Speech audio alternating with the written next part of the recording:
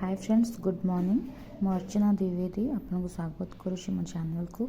आज गोटे नुआ वीडियो को आशा करुँच आप प्रिपरेशन बहुत भल से चली नेक्स्ट एग्जाम जाक एग्जाम सारा बहुत गुड एग्जाम्स अच्छी है।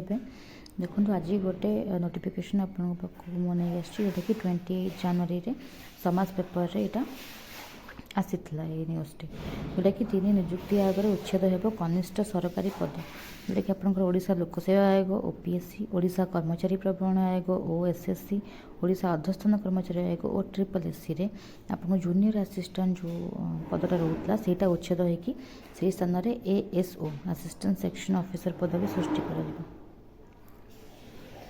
माने आपंकर जूनियर असिस्टेंट जो रोला से ही जगार एएसओ माने एएसओ काम करेंगे। तो यहाँ आसी न्यूज़ पेपर रे तो यहाँ इम्प्लीमेंट केबे हम कौन नोटिफिकेशन आसिले ऑफिशियल नोटिफिकेशन जहाँ नेक्स्ट रिक्रुटमेंट हम सेटा आसले ही जना पड़ो कि ओपीएससी हो कि ओएसएससी हो कि ट्रिपल हो जदि रिक्रुटमेंट किसी काढ़ुची नेक्स्ट एबे तो जहाँ आसी आसी पलि आसी जहाँ आप अप्लाई सीजीएल रे अप्लाई सब कर बट नेक्स्ट जो आसो से एएसओ वैकेंसीटा आसो माने एएसओ अंडर ये वैकेंसी एमती आसो। तो आप पढ़ापढ़ी भलसे जारी करूँ। एवं नर्सिंग ऑफिसर तो फार्मासीट ये सब तो अप्लाई चली अमेन अप्लाई चली।